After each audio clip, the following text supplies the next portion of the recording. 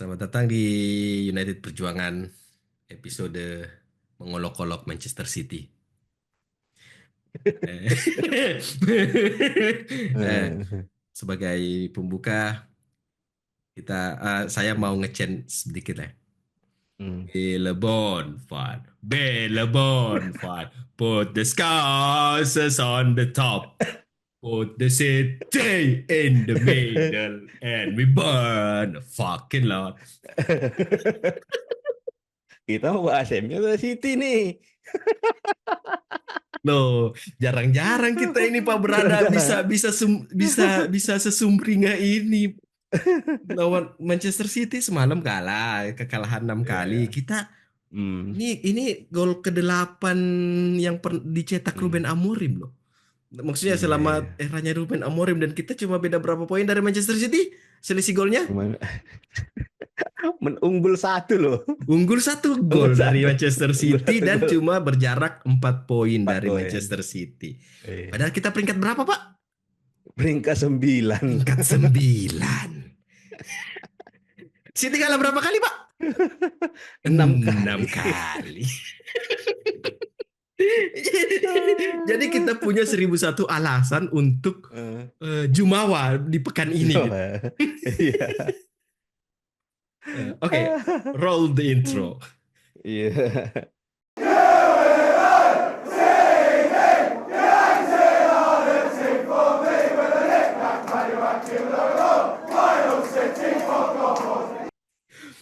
Oke, jadi di pertandingan ke-13 Hmm.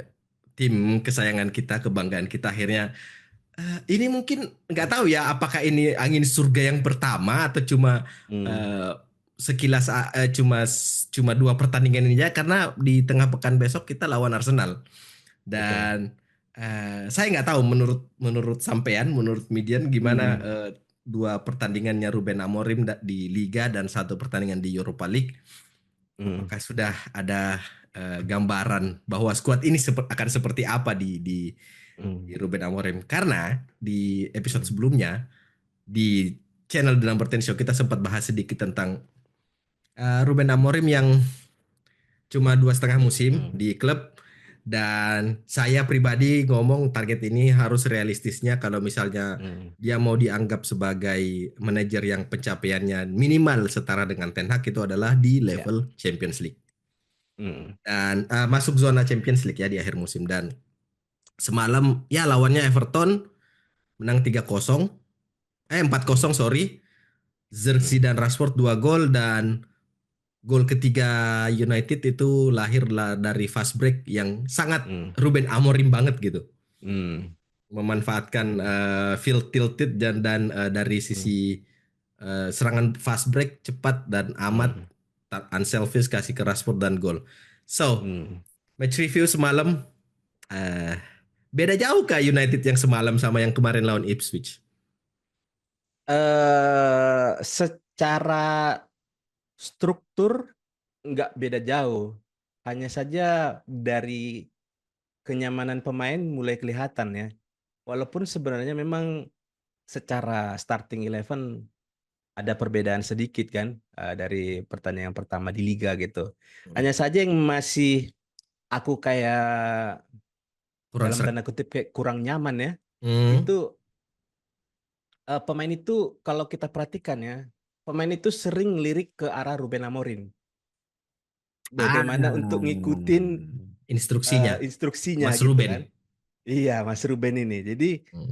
itu di satu sisi memang kayak kurang nyaman ini pemain kayak memang masih Perlu seolah-olah dituntun. kayak lagi main game game nih Ruben Amorim nih kan. Iya Diarahkan iya gitu iya iya kemana iya gitu kan. iya iya iya iya iya iya. Hanya saja poin plusnya adalah dan jadi pertanyaan juga. eh Walaupun memang sudah berlalu beberapa tahun gitu, mulai dari zamannya David Moyes bahkan Jose Mourinho, pelatih-pelatih dengan nama nama beken punya historikal kepelatihannya, itu apa sih yang bikin Ruben Amorim itu spesial sehingga pemain itu mau nurut tuh, ya kan? Karena Hmm. biasanya gambaran awal itu kita pasti akan melihat sosok pelatihnya gitu. entah karena senior sehingga pemain itu akan menaruh respect gitu. Salah satu tanda pemain menaruh respect adalah biasanya dia akan turut atas segala instruksi pelatihnya gitu. Nah, Hmm. jadi di satu sisi agak khawatir gitu kan, masa mau sampai berapa lama kira-kira nanti kayak gini harus diarahin. Yang kedua, kok mau gitu senurut itu gitu sama si Ruben Amorim ini, padahal dari sisi nama masih apalah ya, karir kepelatihan profesionalnya kayak baru pertama kali di Sporting ini. Kalau di sebelumnya itu kan dia jadi asisten manajer kalau nggak Ya, salah gitu. Jadi ya. kalau dari perbandingan dari match dari Ipswich yang pertama dengan tadi malam lawan Everton, memang secara struktur masih sama kok. Setidaknya semua pemain bisa menjaga formasi dengan compact gitu, nggak ada yang out of position gitu. Hmm. Hanya saja memang pemainnya sudah mulai nggak tahu karena ini pertandingan home ya. Jadi Nah, biasanya ya. tuh kalau kita biasanya ingat setiap pelatih baru main di home itu kecuali Erik ten Hag kayaknya. Erik ten Hag itu di home kalah kan nih. Kalah, kalah ya. Kalah kan Kalah zamannya lawan Ole Brighton. itu iya. Jadi secara keseluruhan sih sampai setidaknya ya, walaupun ini baru pertandingan ketiganya Ruben Amorim di sebuah kompetisi, eh, cukup surprisingly ya, kok bisa gitu. Masih jadi Hmm. pertanyaan. Aku jujur nanti untuk menghadapi Arsenal itu memang rasa yang sebelumnya masih ada rasa pesimisme, sekarang malah agak nervous gitu. Beda, udah agak beda levelnya. Jadi nervous gitu kan. Karena jadi pertanyaannya kan, harus diakuin pada saat lawan Everton kemarin setidaknya eh, kayak yang proses golnya eh, yang keempat atau yang keempat, yang ketiga kan Rashford ya, Ketiga Rashford, yang keempat yang Zirkzee. dari Xerxes itu yang prosesnya kalau kamu perhatikan kan itu dari bola mati Everton, semua pemain United kayak lagi di belakang, tiba-tiba bisa Amat tercipta lari. itu dalam proses Iya. fast break itu kan gitu. Iya. Jadi pertanyaan nanti di pertengahan minggu nanti kira-kira performa ini masih bisa Hmm. bertahan nggak nanti lawan Arsenal gitu.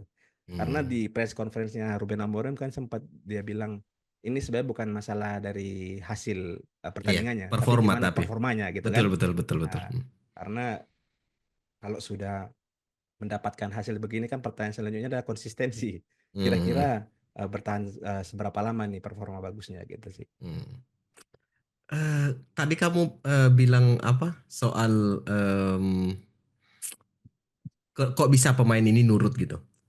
Hmm, Aku juga nggak tahu ya, apakah ini hmm, karena faktor Ruben Amorim yang dia punya skill set man management hmm, atau karena dia bisa delivery instruksi dengan baik yang pemain hmm, itu nggak butuh penerjemah lagi gitu loh. hmm, hmm, Ya, sekali ngasih instruksi dia bisa tahu atau eh, pembawaannya dia yang di training sesi latihan hmm, yang nggak otoritarian, nggak otoriter gitu.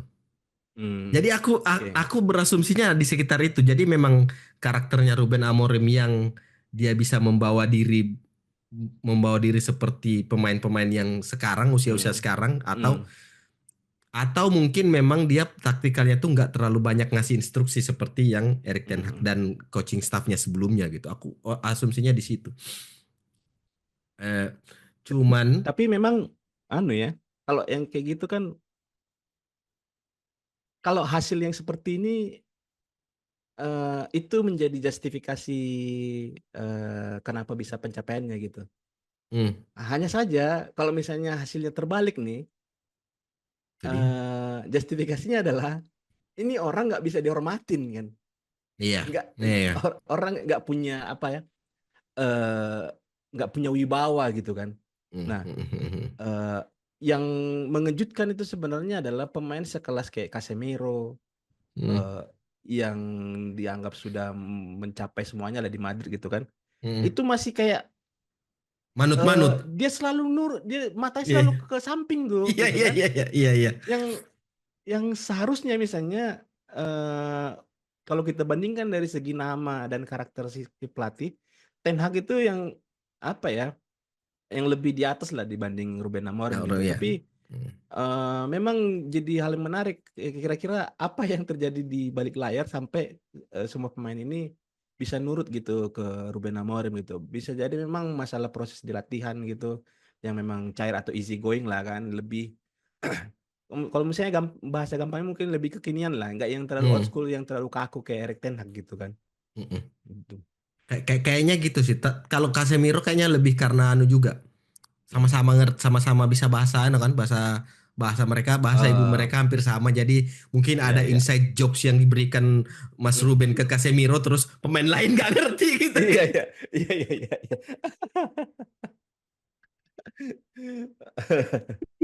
Betul betul.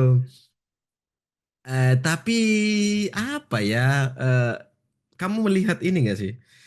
Hmm, Soal yang semalam hmm, lawan Everton. hmm, Preskonnya Mas Ruben itu kan dia bilang hmm, eh Hoylun Hoylun hmm. nggak dia Nggak memutuskan nggak dimainkan. mainin Hoylun karena sulit berhadapan dengan dua center backnya Hmm, Everton gitu dan dia iya memutuskan iya. nurunin Zirkzee karena Zirkzee bisa berperan dalam proses build up dan Hmm, itu yang bisa menarik backnya Everton keluar dari zona mereka dan itu yang kemudian hmm, dieksploitasi dan kita selama 2 musimnya Erik ten Hag nggak pernah hmm, dia segamblang itu hmm. ngasih ngasih tahu apa yang terjadi Ah, setelah pertandingan gitu loh. iya iya iya. Maksudnya ini orang deliverynya Hmm, bagus. Memang memang sih public speakingnya kayaknya nih ini si kawan ini kayaknya hmm. jebolan public speaking. Iya, untuk alasan pemilihan pemainnya kan. Jadi alasan Mm, kenapa pemain ini nggak dimainkan dengan pemain ini dipilih. Cuman mungkin bisa juga itu 50-50 juga dia ngasih tahu itu. Bisa jadi karena ini dalam proses masih pilih-pilih pemain juga gitu kan. Kebetulan iya, jadwal padat, jadi butuh rotasi, sehingga dia melakukan pemilihan eh, Zirkzee itu karena kalau misalnya kita lihat ya di match pada saat lawan Ipswich. Ipswich itu Zirkzee itu malah jadi pemain yang diolok-olok tuh kan, Iya. karena nggak maksimal gitu. Jadi Mm, eh, bisa jadi pemilihannya juga benar karena Højlund dibilang karakternya kalau misalnya menghadapi dua center back yang kuat itu nggak akan maksimal, apalagi dia sudah terlalu terkuras terkuras di pertandingan pada saat sebelumnya. di pertandingan ini kan Europa League gitu. Iya. Hanya saja memang ini ya gitu lagi, ini masalah kayak eh, perjudian dua sisi mata koin. Kalau Mm. hasilnya ini buruk nih, ini bakal jadi apa ya? eh Højlund yang performa lagi bagus, 2 gol, kok nggak dimainin pertandingan berikutnya gitu kan? Gitu. Jadi Tapi karena eh, hasilnya bagus, ya jadinya kita bagus. memaklumi apa yang Iya, disampaikan sama Mas Ruben kayak gitu. iya, iya kan? Jadi memang ini semua hanya masalah mindset hasil aja sih. Yes. Gitu kan karena kayak Diogo Dalot itu di Ipswich, pertandingan Ipswich itu jadi bulanan-bulanan juga dia. Tapi Iya, pertandingan betul. kemarin kalau Mm-mm. misalnya dibilang dari sisi kontribusi ya, justru Mm. malah nggak terlalu kelihatan tuh Diogo Dalot di Semalam sisi ya. kiri gitu kan. Betul, betul, betul. Jadi eh, kayaknya memang ini yang selama ini kita terlalu terlalu ini dengan masalah pemilihan pemain gitu. Si pemain bintang yang harus dibeli, pemain mahal yang harus dibeli, siapa pelatihnya. Mm. Mungkin sesimpel suasana latihan yang lebih rileks gitu kan. Hmm. Kemudian pendekatan atau approach dari pelatih dan staffnya itu yang anu ya, bisa kita lihat itu staffnya Ruben Amorim itu di pinggir lapangan biasanya ada mereka selalu bergantian memanggil pemain untuk kasih 1-2 poin Iya, instruksi gitu kan. iya, ya, betul, betul. Itu Mm. mungkin hal yang nggak terlalu kelihatan tapi simple things yang bisa merubah ini mindset di area-area tertentu gitu. Jadi Iya. walaupun memang aku jujur di bahkan di kemenangan 4-0 tadi malam itu secara menariknya pertandingan menarik sih. Mm. Tapi aku masih Masih ada yang kurang. masih ada yang kurang karena kayak belum bisa mendominasi pertandingan. MU kan nggak mendominasi pertandingan tadi malam sebenarnya. Karena Hmm. sebelum gol pertamanya Rashford itu Everton menguasain kok gitu kan. Nah, ya. Dan memang bergantung di skema 3-4-2-1 ini memang bergantung ke jangan sampai ada satu pemain yang melakukan error sih. Kapan Kesalahan ya. melakukan error kayak kayak langsung gimana ya? Hmm. Kayak gampang banget terekspos gitu. Iya. Jadi aku nggak tahu memang skema 3-4-2-1 3-4-3 ini skema yang nggak bisa mendominasi kayak layaknya Arsenal atau City gitu kan. Hmm. Minimal mendominasi penguasaan bola lah misalnya. Hmm. Karena kayak gampang banget berubah itu arah pertandingan tadi malam gitu. Iya, iya, iya, Kayak betul, betul. kapan Everton pegang bola kayak langsung berbahaya banget gitu kan. Untungnya memang strukturnya itu terjaga. Itu sih poinnya sih yang paling anunya. Eh, tapi gimana ya? Eh, Kalau misalnya kita mengasumsikan bahwa Hmm. eh, salah satu tolok ukurnya adalah penguasaan bola, Hmm. Sir Alex dulu enggak juga kok. Nah, jadi eh kam- kamu lihat yang pada saat sudah 3-0 itu Hmm. pemain back United sama Onana itu pada saat nguasai bola di belakang itu tenang tuh, nggak yang Iya, iya.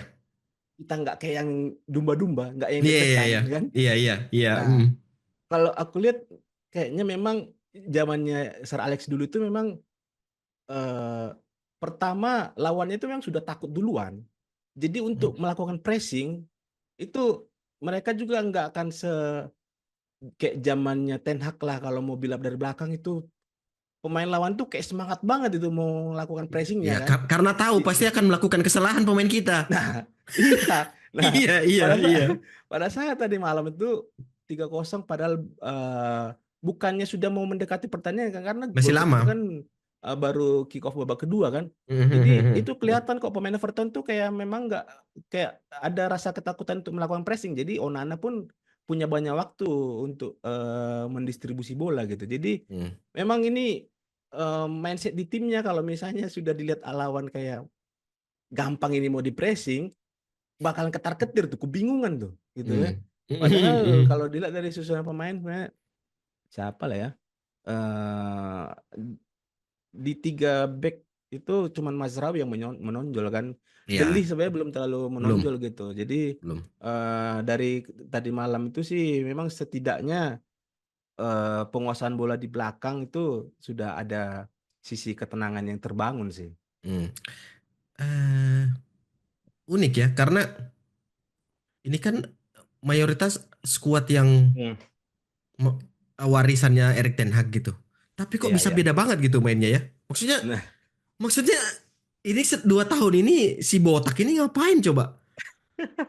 Jujur aja, aku langsung, eh, iya ini kita masih pakai skuad yang sama. Tapi kok hmm, bisa hasilnya berbeda banget gitu? hmm, Apa yang salah selama ini dari Ten Hag? Apakah memang faktor kendala bahasa dan cara penyampaiannya dia yang bikin dia seperti itu? hmm, Atau apakah memang karena pemain itu nggak respect sama dia karena gaya kepelatihannya yang old school? Ataukah karena hmm, karena favoritismenya Erik Ten Hag kayak hmm, gitu kan? hmm.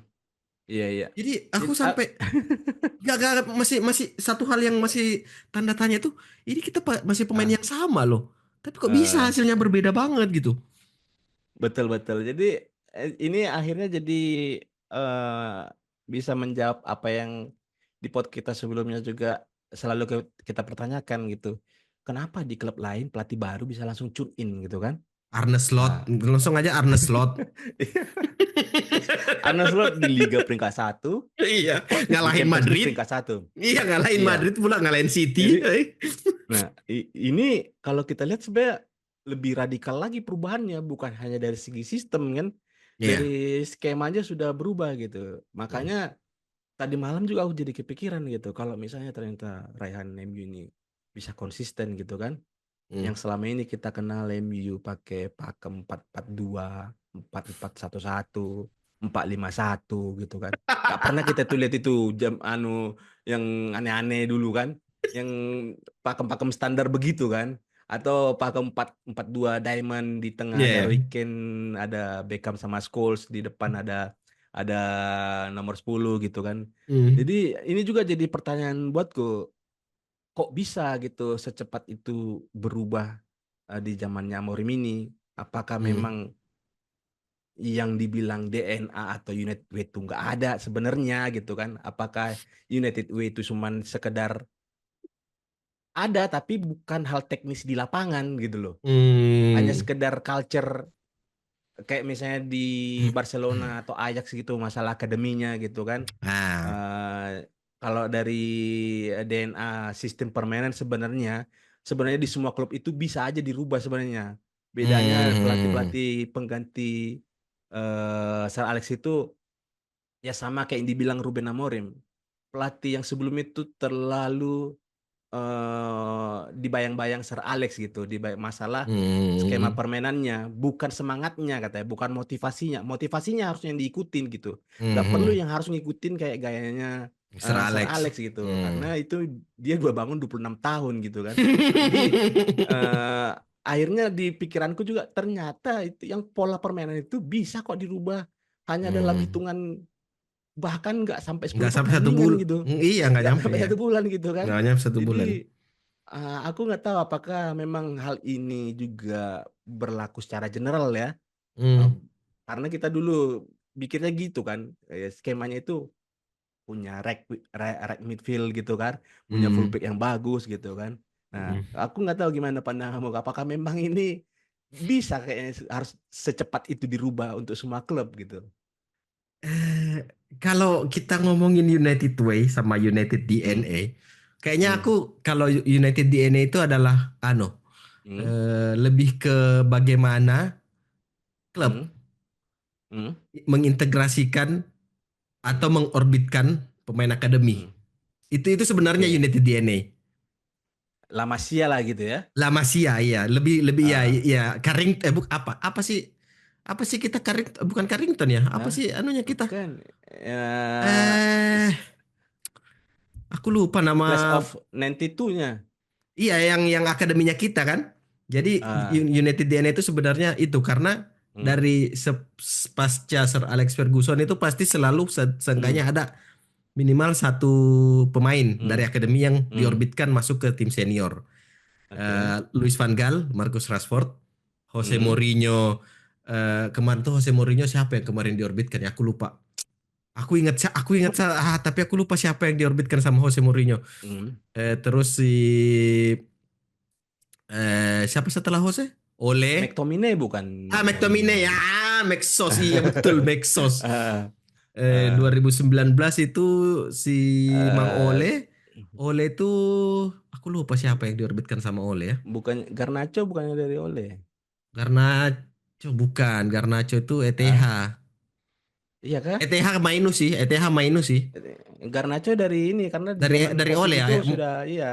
Hmm. Hmm, Ya jadi selalu ada ini satu pemain akademi yang diorbitkan hmm, di tim senior dan itu menurutku hmm, salah satu indikator United DNA. United Way hmm, hmm. itu bukan berpatok pada Ah, eh, pakem empat formasi ya secara pakem gitu ya, formasi. tapi Ah, lebih ke gaya main. Maksudnya ya. aku lebih melihat United Way itu kayak seperti yang tadi malam itu bisa kita anggap Ah, sebagai United Way. Karena oke.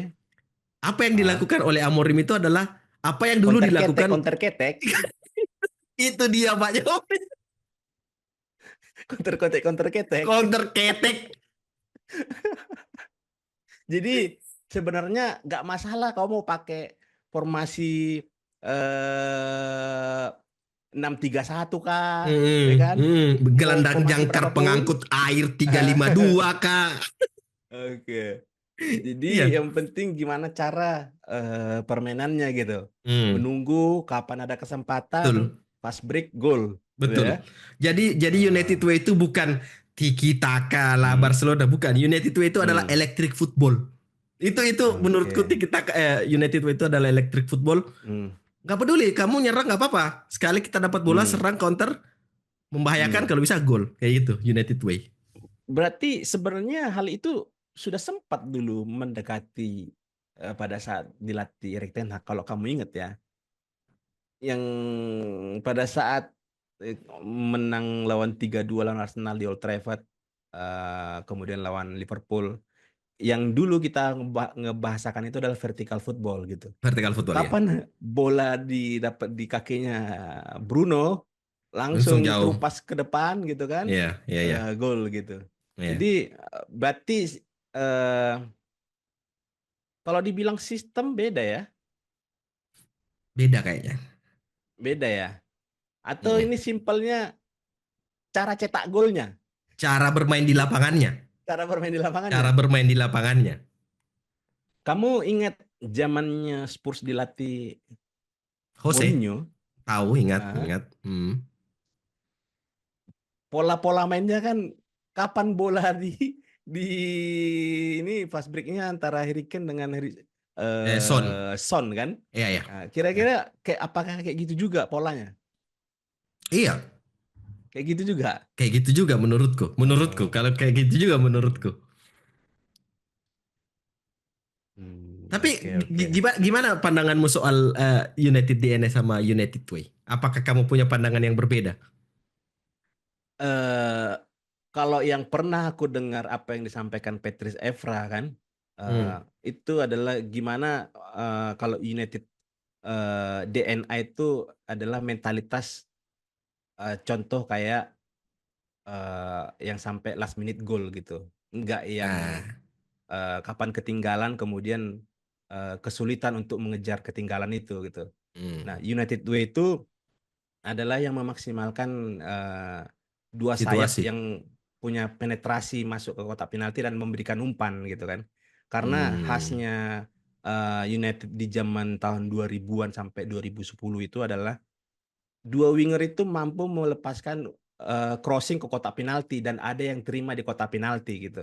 Hmm. Dan itu yang sudah bertahan mulai dari 92, yang tidak bisa kelihatan di 10 tahun terakhir ini gitu. Hmm. Hmm. Dan sebenarnya itu bukan hanya tidak kelihatan di United aja sebenarnya kalau aku menilainya. Di hampir Secara semua keseluruhan ini sepak sih. bola juga kayaknya Iya. sudah jarang sebuah klub punya dua winger yang melakukan penetrasi, bertahan di sisi pinggir lapangan dan melepaskan umpan lambung.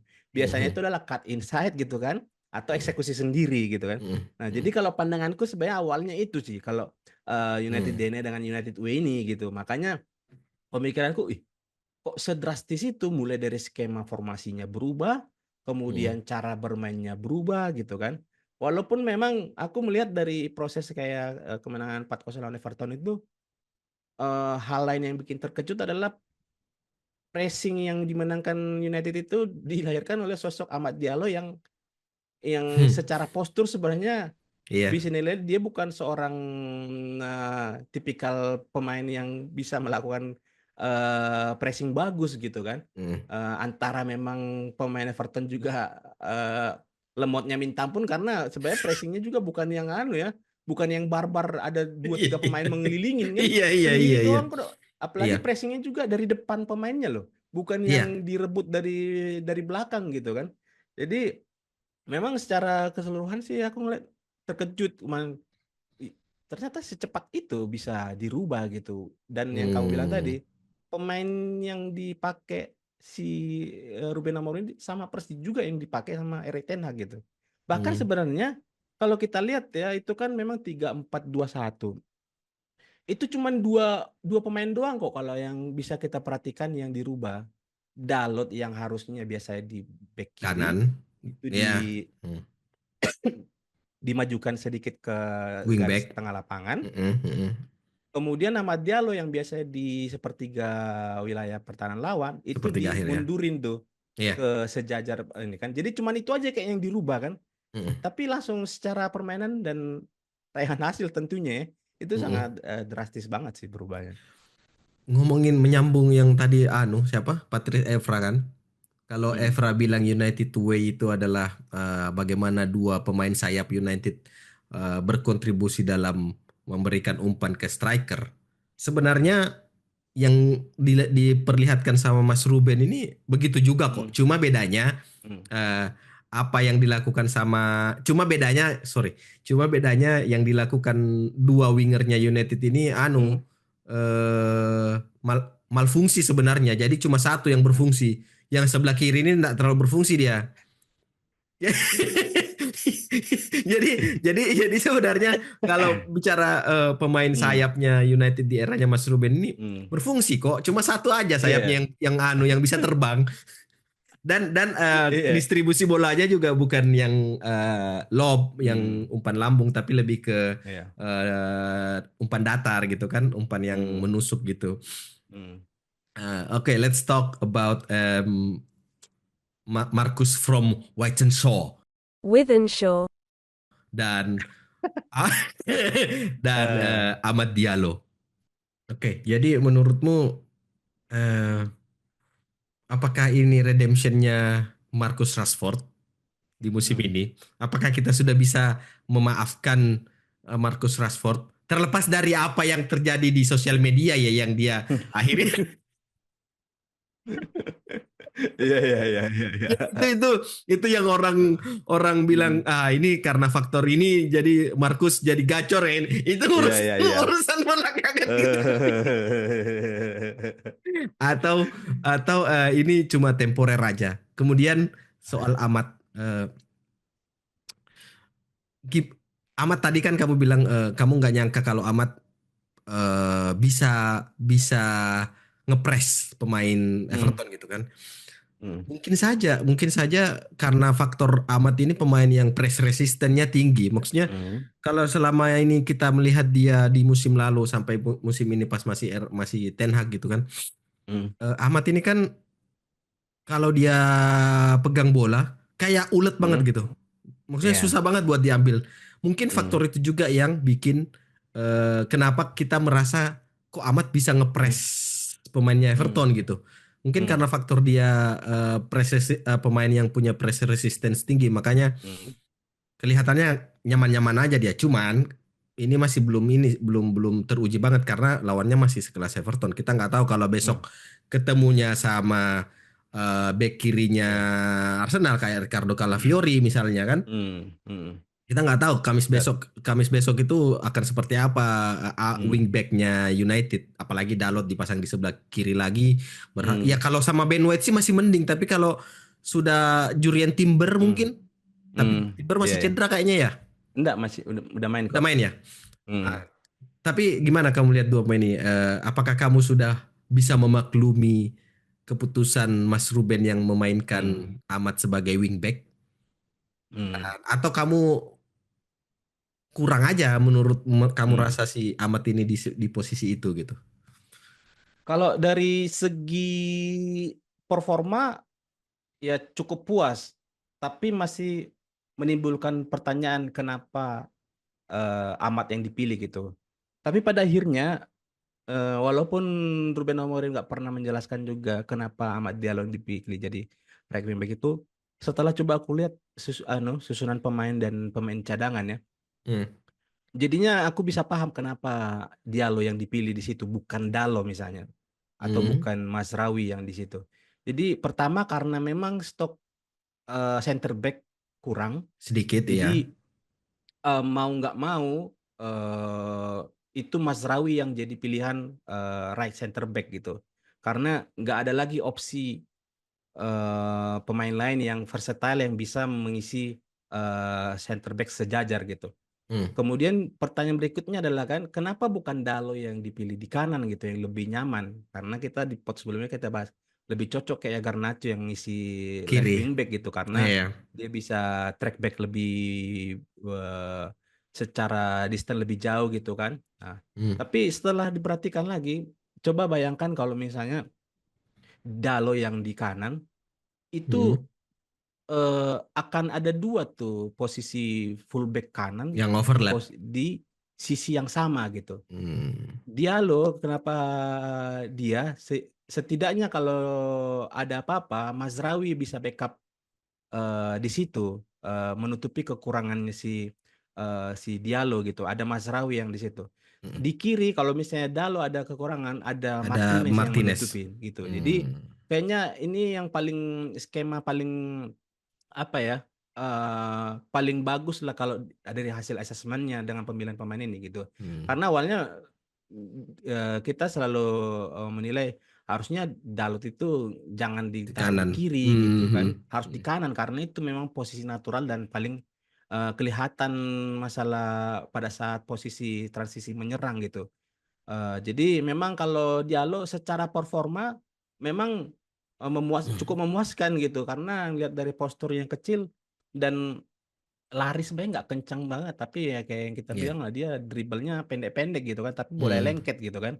Hmm. Nah, tapi kalau Rashford ini aku nggak tahu apakah ini memang masuk di masa redemptionnya dia atau tidak tapi satu tanda yang aku lihat ada perubahan dari sisi personalnya dia itu adalah pada saat gol pertama. Hmm. Kita biasanya ingat lah pada saat di zamannya Teh dia kapan cetak gol itu nggak se se, Excited. se excited itu dia lari ke pojok untuk merayakan golnya kan. Iya, Nah, iya. biasanya tuh kalau misalnya menggolin tetap lari pelan-pelan kemudian langsung mikir dong gitu doang kan. Nah, kemarin tuh Mikir dong. nah kalau yang kemarin gol pertama tuh beda tuh kelihatan Iya, kan. Dia iya, iya, lari iya. langsung ke pojok khasnya Liga Inggris lah. Iya. Khasnya Liga Inggris selebrasi Betul, kan betul, gitu tuh, betul, lari ke betul, pojok betul. lapangan gitu kan. Nah, Hmm. setidaknya sih dari situ kelihatan kalau Rashford bisa menikmatin gol yang dicetak gitu ya dari sisi mungkin itu agak non teknis ya tapi setidaknya sih bisa kelihatan sih kalau Rashford secara personalitinya dia semangat di bawah kepelatihan sama Ruben Iya, Amorim. gimana nggak semangat, Pak? Hmm. ini ini bagi yang nggak tahu ya ini ya. Jadi di Hmm. sosial media di Twitter itu lagi rame karena katanya Rashford lagi gacor karena punya cewek Hmm. baru gitu ya. Ya, ya. Lagi kasmaran kan. Lagi kasmaran. Iya besok Nah, putus berubah lagi dia sih kawan. nah, itu dia. Itu Itu dia dia yang masalah. bahaya nih. Ya kan? Aduh Bahaya bahaya juga. juga anak muda satu ini ya. Masa permainan bergantung ke pasangannya kan? Daripada Martial Pak. Permainan bergantung sama nomor punggung. Tapi kalau kamu sendiri ngelihat eh, selain dari Rashford atau Diallo nih, Mm-mm. yang memang secara penampilan ada parameter yang bisa kita nilai lah kalau Rashford dan Diallo nih kontribusinya berbeda pada saat di zamannya Ten Hag gitu. Mm. Apakah memang hanya di area ini saja yang ada berubah atau ada pemain lain yang menurutmu memberikan apa penampilan yang menonjol gitu? Kalau penampilan yang menonjol dalam artian outstanding, luar biasa performanya, Hah? enggak sih. Tapi eh, kalau lebih menonjol dalam artian secara kolektif, Bruno Fernandes. Hmm? Kita sudah Bruno Fernandes ya? kita sudah kita di episode yang The Number 10 Show itu kan bilang, Hmm. kita bilang kan kalau kamu bilang kalau Bruno itu jadi limited perannya kan. Tapi Iya, iya betul. setelah di pertandingan Everton semalam itu dia limited perannya tapi efektif. Efektif. Hmm. Maksudnya dia nggak perlu lagi bawa meteran buat ngukur Hmm. lapangan gitu kan. Eh, Jadi dia iya, iya. cuma beroperasi di Hmm. area tengah dan Hmm. sepertiga Hmm. final third. Jadi ruang Hmm. operasinya di situ aja tuh. Hmm. Dan itu nggak menguras tenaganya dan eh, siapa Tyler Malacia Hmm. terlepas dari errornya dia di di pertandingan Europa League itu secara sekilas ya ini Hmm. pemain bisa kok. Ini pemain bisa kok. Cuma Yang keberatan penting lemak yakin aja dia ya. nih. Iya, iya. Aku melihat dia ini cocok cocok buat meranin di posisi Hmm. wingback. Maksudnya aku jadi ingat ini. Aku jadi ingat komentator semalam. Dia ngomong Hmm. komentator di pertandingan United Everton tuh bilang begini. Hmm. This is the same squad, but Hmm. all of the sudden Hmm. United looks like a completely uh, Hmm. different players kan. Maksudnya Hmm. pemainnya jadi kayak kuat semua gitu loh Hmm. di Setiap setiap lini ya. posisi. Iya di setiap lini Hmm. gitu. Bahkan Malaysia yang bikin error pun aku melihatnya bisa Hmm. kok sebenarnya, cuma lama aja dia cedera 500 hari, Pak. Hmm. Karena kayaknya memang yang paling dasar itu adalah menjaga area sih. Iya, Jadi eh ini karena berhubungan ke yang Bruno Fernandes tadi, yang di zamannya Erik ten Hag dia kayak ngukur lapangan karena tengahnya kosong. pemain-pemain temannya itu banyak yang out of position gitu Mm, kan. mm, mm, mm, Sedangkan yang sekarang ini semua pemain itu nggak terlalu banyak melakukan error individual masalah penjagaan area. Jadi dia pun nggak perlu yang harus melakukan pressing ke sisi yang lain gitu atau mm, area yang lain gitu kan. mm, Ini juga memang jadi rentetan apa ya, hal positif yang secara kolektif dirasakan, yaitu pertama pemain itu nggak perlu melakukan pressing yang kayak gegen pressing harus ngejar kemana bola ke mm. situ semua pemain gitu kan. Betul, betul, betul. Sehingga ada satu masalah fisiknya pemain itu nggak terkuras habis gitu. Mm, Hanya saja mungkin yang harus maksimal mm. itu adalah dua wingback ini yang memang harus Iya, ngejaga line depan sama di belakang kan. posisi gitu kan Iya, ya. iya. Cuman kalau kita lihat memang selama skemanya itu nggak berubah, semua pemain tetap di posisinya ya, semua sih banget jadi kolektifnya tuh nggak akan jadi ada satu pemain yang kelihatan menonjol banget gitu kan, Mm. atau dua pemain karena memang areanya sudah Tercover. terjaga gitu, Mm, tercover mm, semua gitu. Jadi mm, memang ini bisa jadi ya, Ruben Amorim juga menjelaskan hal yang simpel, kalian nggak perlu takut dengan skema 3-4-3 ini, yang mm, penting kalian bisa paham di posisi itu aja gitu. Jadi mm. mungkin itu hal yang mungkin Erik ten Hag nggak pernah menyampaikan sehingga pemain bingung mau ngejar bola, semuanya ngejar bola gitu. Kapan diumpan lambung selesai itu barang kan, Iya, iya, iya. ya kan? Iya, iya, iya, iya. Kayaknya memang pada di eranya Erik ten Hag itu, instruksi yang dia berikan mungkin maksudnya adalah pada Hmm, saat ada, kita di area tertentu, kita diserang, hmm, dua pemain atau tiga pemain aja yang rebut bola.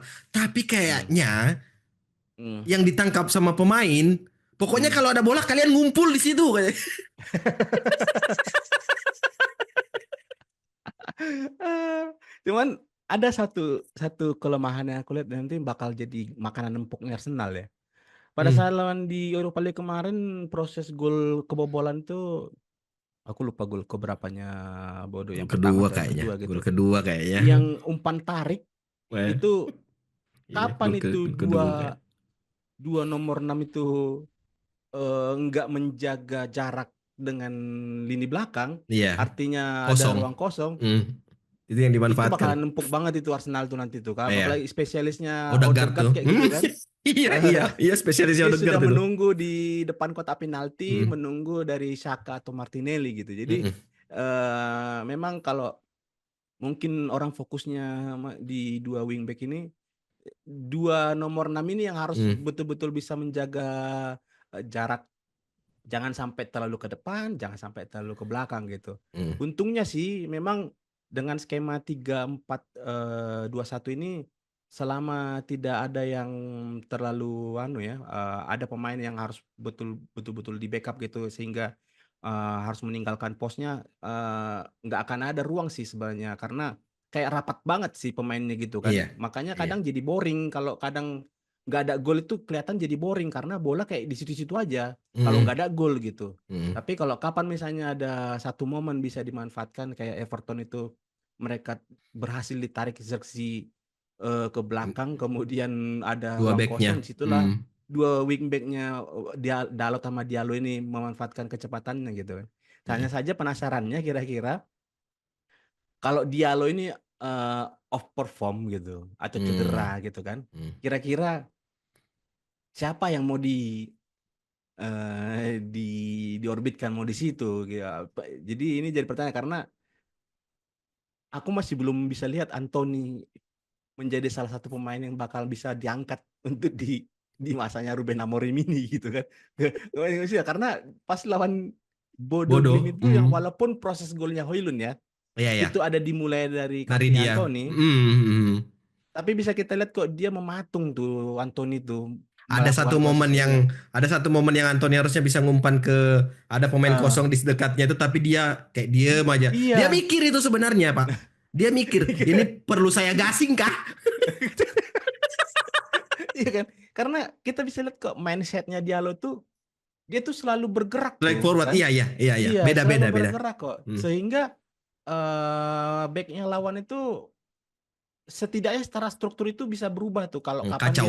merubah Hmm. arah larinya kan. Jadi Hmm. memang agak beda mindsetnya kalau Anthony masih sama kayak gitu. Kelamaan mikir gitu kan Hmm. ya langsung jomplang banget sih nanti di sisi kanannya ini gitu. Anu Pak, dia masih mindset Joga Bonito. Jadi kalau Iya bisa nunggu-nunggu ngelewatin comeback pemain lawan dengan ini ya. style, iya.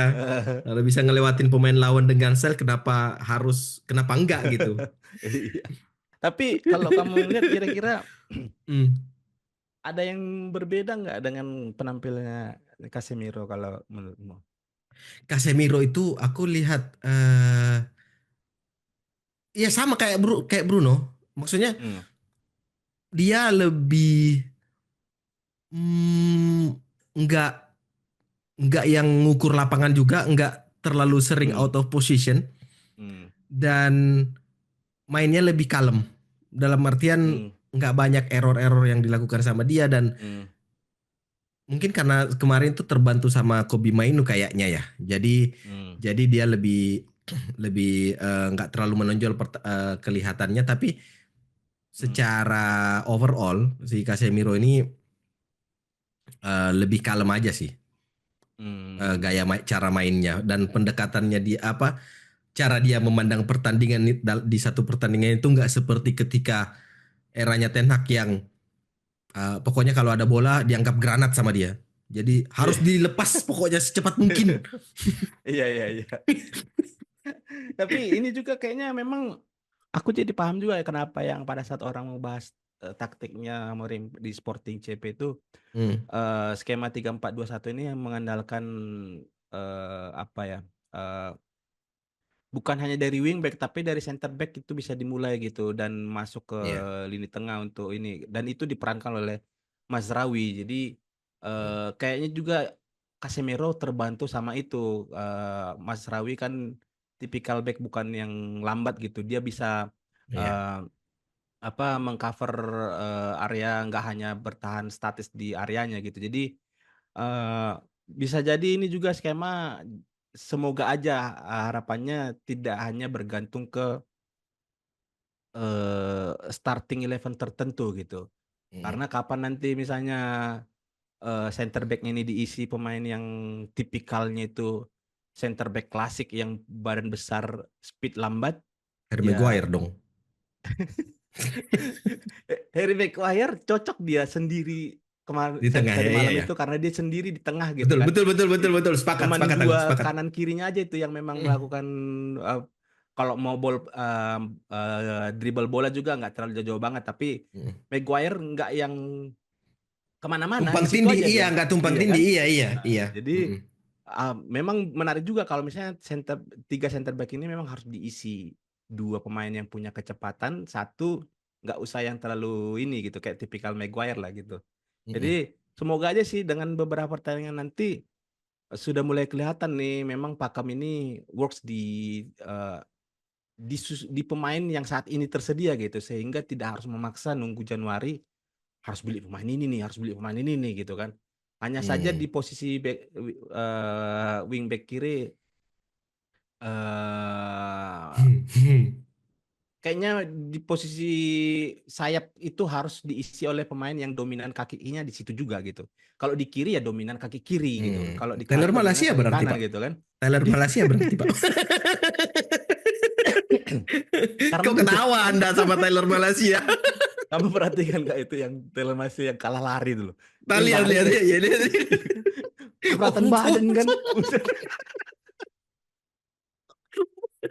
Mau nangis dia itu sebenarnya. Aduh, aduh.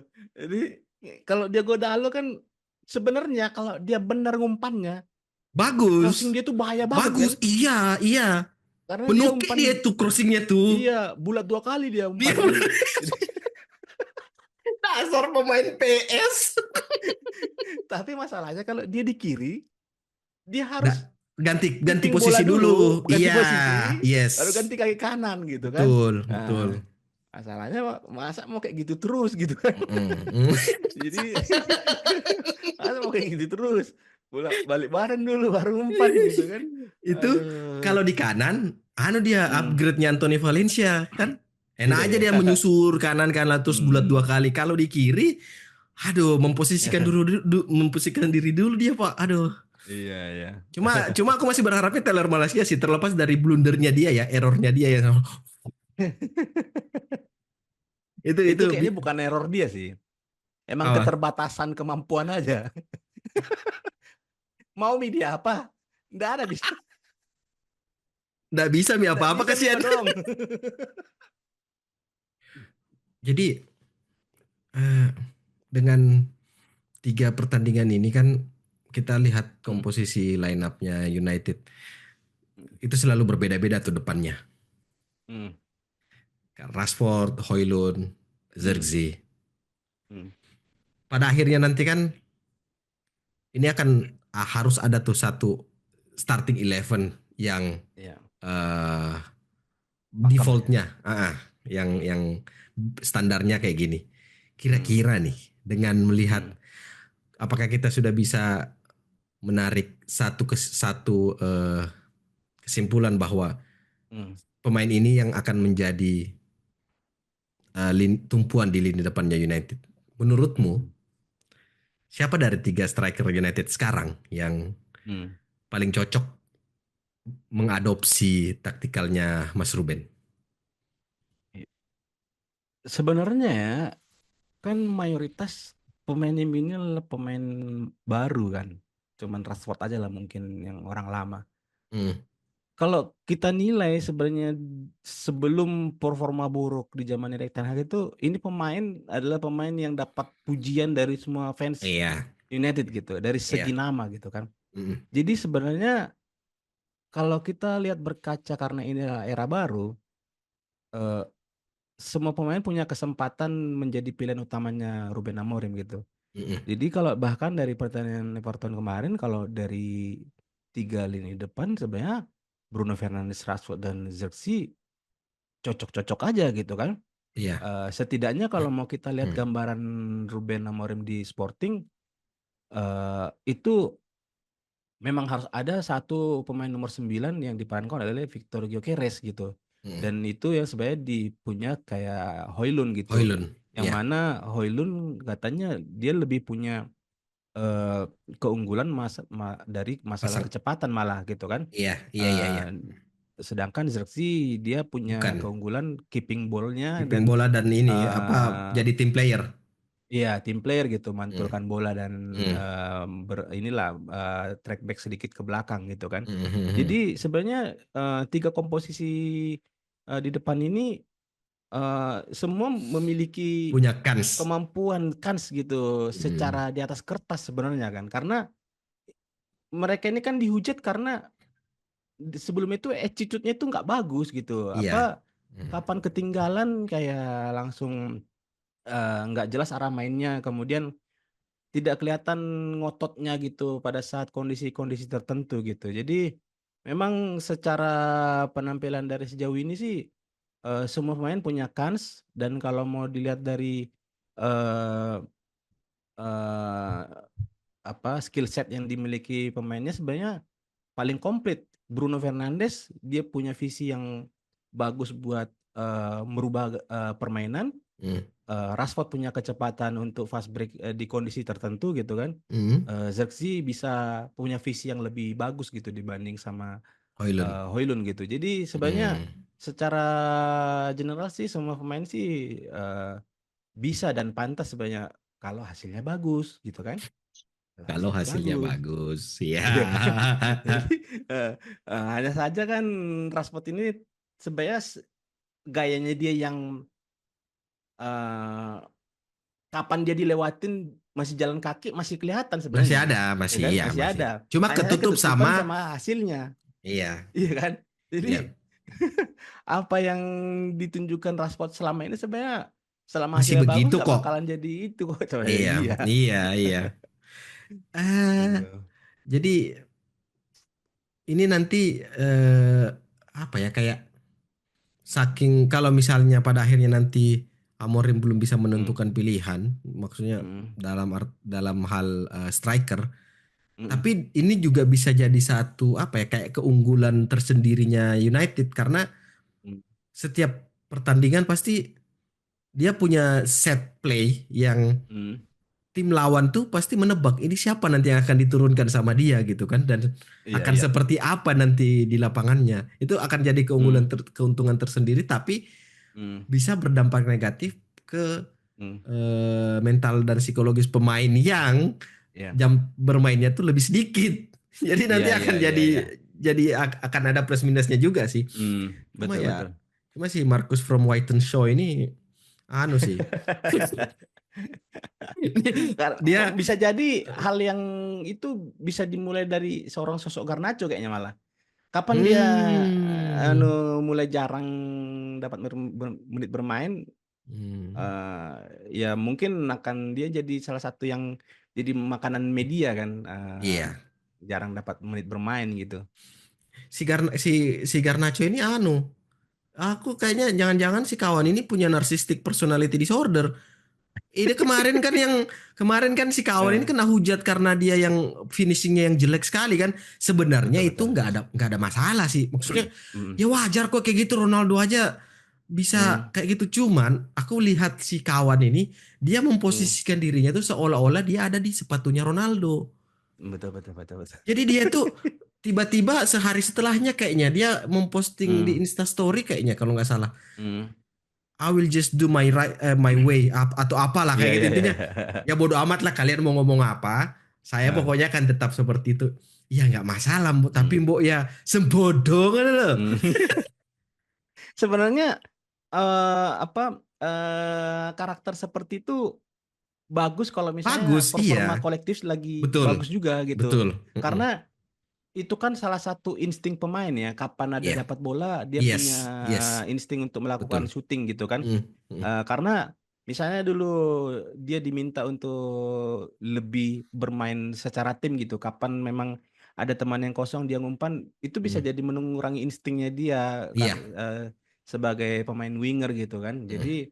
sebenarnya kalau memang dia mau bertahan dengan eh, apa Keras sikapnya yang kepalanya. kayak gitu, Mm, keras kepalanya, mm. sebenarnya fine-fine aja kalau selama 10 pemain yang lain performanya Bagus. lagi bagus gitu. Iya. Jadi Iya. itu bisa jadi apa ya, terakomodasi lah yang karakternya dia itu gitu. Mm-mm. Tapi ada Ah, satu hal yang aku mm, kamu selama di defense-nya United kan. waduh, berat sekali kalau rasa ini. Eh Kalau aku pribadi di zamannya trionya Rooney, Ronaldo, Tevez, itulah Iya. kayaknya, oh mungkin zamannya Van Persie terakhir.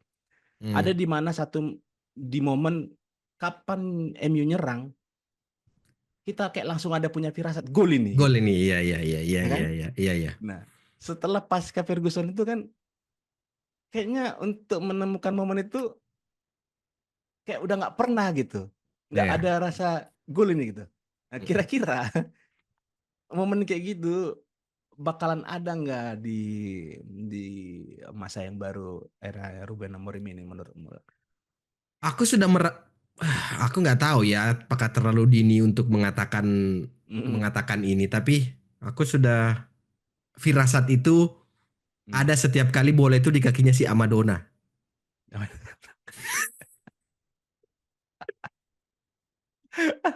Iya ya. Iya, Eh, apapun itu, bahkan bahkan ada yang mm. semalam di menit-menit terakhir kayaknya detik-detik terakhir juga tuh Iya, yang dia yang dilanggar dia di kotak penalti. yes. Itu Eh. gol ini anjir ndak gol. Iya, jadi itu firasat itu sudah pokoknya pertandingan pertama yang lawan Ipswich ya ndak ada, tapi Hmm. pertandingan kedua karena kan masih perkenalan kan sama Mas Ruben. Hmm.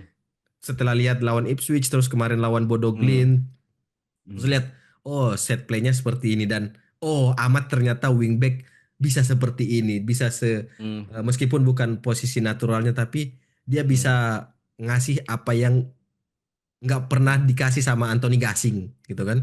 Iya, iya, iya. Dan pada saat di pertandingan Everton semalam itu semakin kelihatan gitu. Jadi Hmm. aku insting itu firasat itu, wah ini kalau Hmm. sudah bola di kakinya Amat, kalau sudah naik Hmm. satu lutut anunya tumitnya itu, ai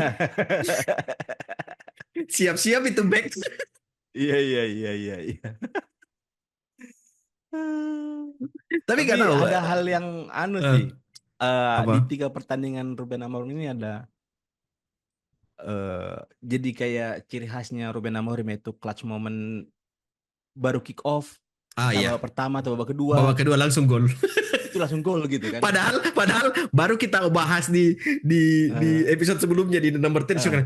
Ini pemain ini fans mintanya melakukan apa yang dilakukan eh. Sporting dijawab sama Mas Ruben Pak pertandingan. Iya kan. Padahal jadi ini juga jadi hal yang apa? Hal lain yang ternyata bisa loh dibikin kayak gitu gitu Iya, kan. iya. Kayak, Mm-mm. jadi kayak di beberapa pekan sebelumnya di timnya Thomas Frank Brentford kan kayak gitu juga kan, di 3-4 pertandingan mencetak di menit pertama menit kedua Iya, awal babak, iya. dan ini bahkan yang sampai awal babak kedua kemarin yang baru main kemudian aku masih sempat ke belakang ambil Kok nggak gol? lihat golnya itu Iya, karena iya. kok secepat itu gitu Iya, ya kan, iya, kok iya. secepat itu gitu kan. Iya. Jadi bisa, semoga aja sih ini memang Ruben Amorim juga punya apa ya, taktik khusus di momen-momen kayak gitu yang bisa Hmm, mencuri gol cepat gitu, walaupun pada saat lawan Ipswich kemarin Ruben Amorim memang punya taktik khusus untuk kelas momen kayak gitu sih. Jadi setidaknya dengan gol cepat biasanya akan memberikan apa ya, lawan itu langsung nervous gitu, dan hmm.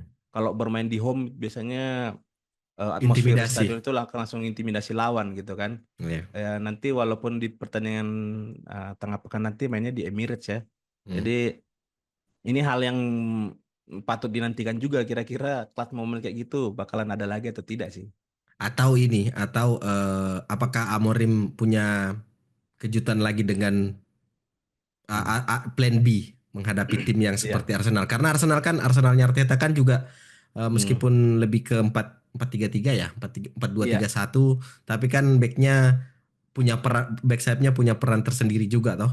Jadi Iya, iya. bagaimana Amorim nanti meredam eksplosivitas wing backnya Arsenal Hmm. atau Bukayo Saka yang sering Hmm. cutback gitu kan, itu atau Martin Odegaard yang mengisi Hmm. ruang kosong yang atau half space di Hmm. antara pemain gitu kan, atau Hmm. Kai Havertz yang perannya sebagai false nine, Leandro Trossard Hmm. yang super sub. Jadi sebenarnya Iya, iya, betul. aspek-aspek itu kan sebenarnya yang bisa dibilang identitasnya Arsenal dalam 2 musim terakhir gitu.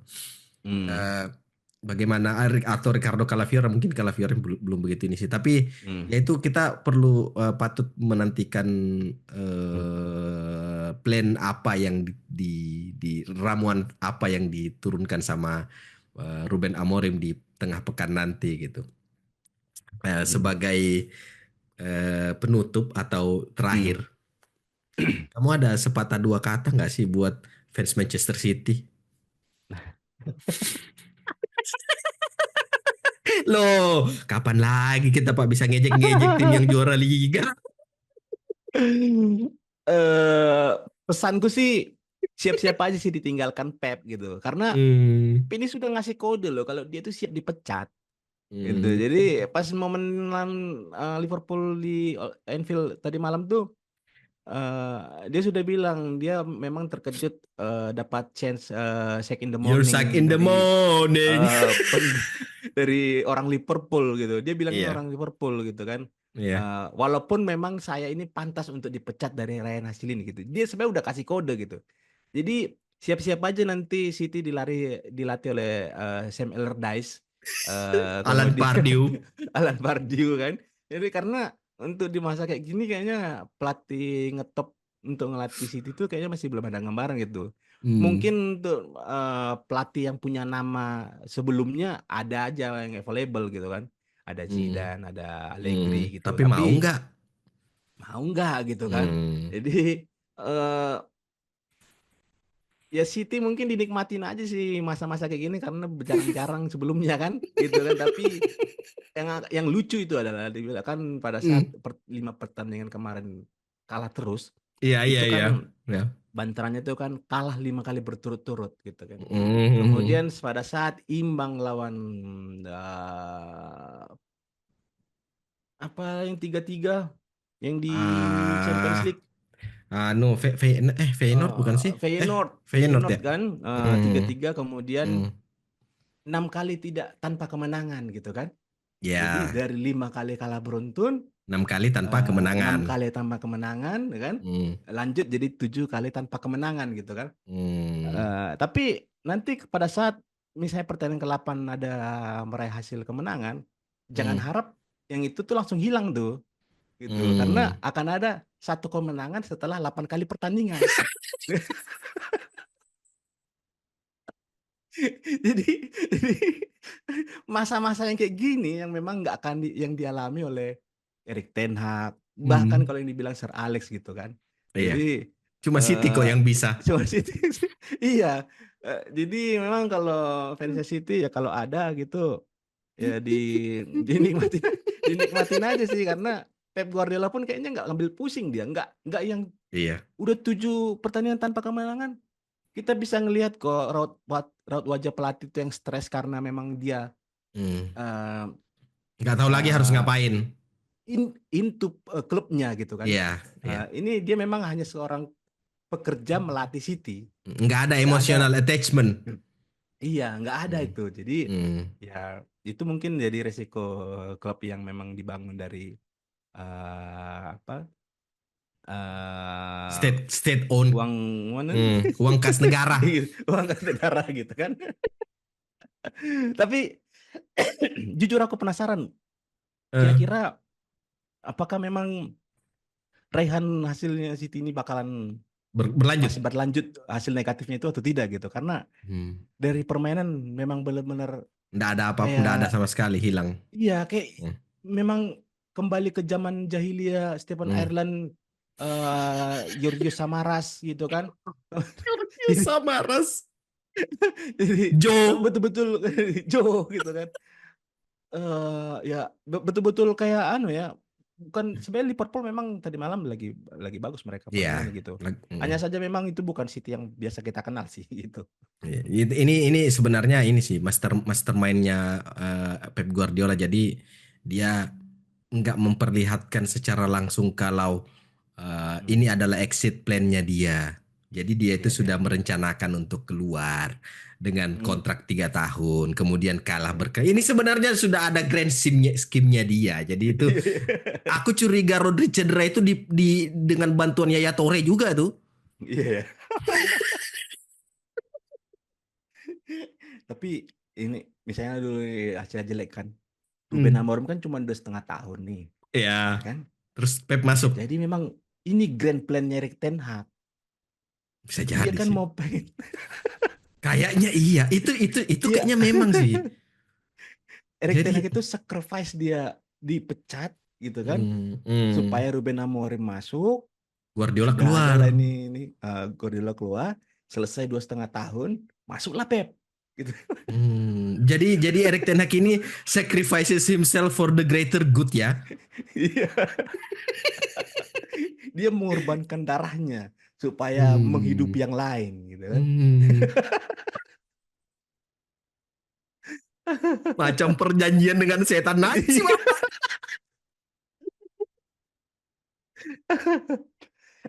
Kamu ada ngelihat ini meme-nya? Jadi kita ngebahas Pep nih. Meme-nya yang gimana kalau kan yang lawan siapa? Lawan Feyenoord itu yang hidungnya Pep kecakar Oh, tuh. yang cakar ya, cakar Eh, ya. Gimana kalau Pep yang latih MU gitu kan? Ada meme-nya yang luka Apa? semua itu muka. Semua muka full luka tuh. Seandainya Pep yang latih MU gitu full luka tuh di muka. Yesus. Tapi kalau menurutmu Ruben Amorim ini Hmm. Kalau memang Ineos punya punya rencana yang jelas dengan perekrutan Ruben Amorim ini, Hmm. kenapa dibuat Dua kontrak setengah tahun. 2,5 tahun gitu? Kenapa nggak yang biasanya biasanya 4 tahun biasanya kan gitu? Apakah Hmm. memang ini hanya untuk jangka pendek atau memang eh, masih ada board yang belum terlalu yakin sehingga biar nanti pesangonnya nggak terlalu ini, tapi untuk zaman sekarang ini kan pelatih butuh waktu biasanya minimal setahun atau 2 tahun kan masalah Iya. proses gitu. Kira-kira gimana menurutmu? Kayaknya lebih ke finansial klub faktornya. Eh, oke oke. Ngasih kontrak jangka panjang nanti tiba-tiba di tengah jalan sudah nggak bisa dilanjut, ujung-ujungnya dapat pesangon kan. Iya iya Jadi iya iya. jadi faktornya itu mungkin lebih ke kontrak jangka pendek. Tapi Hmm. mungkin tapi kan nggak ada juga di klausul bahwa yang mengatakan bahwa setelah kontrak ini berakhir Amorim nggak bisa lagi diperpanjang kontraknya, nggak ada kan. Jadi opsi itu masih tetap ada dan selama Amorim perform bukan nggak mungkin di kalau misalnya di akhir musim nanti nih hasilnya memuaskan, ya bisa saja Amorim dan agentnya mengajukan Hmm. pengajuan kontrak baru kan untuk Iya klub tiga iya iya. tahun misalnya atau opsi 2 tahun lagi kayak gitu. Tapi Hmm. menurutku ini nggak lebih dari sebatas financial klub sih untuk menjaga eh, apa neraca keuangan klub karena Hmm. sudah banyak pemain yang dijual, dia yang dibeli tapi belum menutup neraca pengeluaran Iya. klub. Kayaknya lebih ke faktor Hmm. itunya aja sih kalau menurutku. Oke oke oke. Hmm. Eh, oke lah ya. Jadi kita sudah mengejek-ngejek City, sudah kita nggak bisa mengejek Liverpool karena terlalu jago, Pak. Iya. Jadi Hmm. pokoknya kita mindset kita sebagai fans United kalau misalnya ada tim Hmm. rival yang lagi jelek ya kita ejek. Eh, Kita Eja yang jelek pun terdekat kita ya. ejek. Nah, iya, ngejeknya nggak karu-karuan pokoknya ejek terus. Eh, Tuh. oh, terkait dengan pertanyaan tengah pekan ini sih, kalau misalnya United eh, berhasil mendapatkan poin, ini menjadi salah satu ini sih hal yang positif. Jadi Turning point. ya Oh. turning point untuk pertandingan selanjutnya, karena Hmm. setidaknya ya walaupun setelah aku pikir-pikir kalau misalnya dibilang lawan Ipswich imbang gitu, kemudian kemarin Everton cuma lawan Everton menang 4-0, pada akhirnya eh, kita nggak bisa berkaca ke nama klub yang dilawan, karena bisa jadi nama Iya. klub yang sama pun di zaman Erik Ten Hag bisa kalah gitu. Bisa. Iya Dan betul ini betul itu iya betul. kan, jadi hal itu Botak kayaknya kampret. jadi nggak make sense kalau misalnya dibilang itu hanya klub ini gitu kan. Iya. Iya. Apalagi nanti lawan Arsenal yang memang sebenarnya secara performa masih stabil, harusnya kalau misalnya bahkan kalau bisa menang itu jaraknya dengan Arsenal cuman 3 poin gitu, karena sekarang Hmm. 6 poin. Jadi di musim ini kayaknya rasanya terburuk sudah sampai ganti pelatih, Hmm. cuman berjarak 3 poin dengan Arsenal yang menjadi salah satu kandidat juara, itu suatu pencapaian luar biasa sih. Iya, itu memang pencapaian dan apalagi kalau misalnya City besok kalah kan? Iya iya. Oh, langsung dilompati dekat-dekat Iya ya. kan makanya fans City Langsung siap-siap aja berdekatan ya. bakar bakar jersey ganti klub langsung gitu sana. Ganti klub sana. Emang emang pernah beli jersinya? Enggak juga sih kayaknya Pak.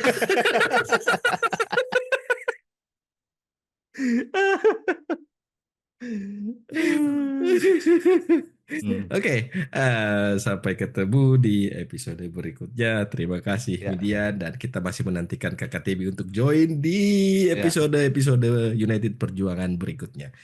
Jangan lupa like dan subscribe. Jangan lupa follow United Perjuangan di Apple Podcast dan Spotify dengan nama channelnya sama United Perjuangan, tapi formatnya audio saja. So, see you ya. on the next episode, Midian. Thank you very much. Bye-bye. Thank you, bye bye.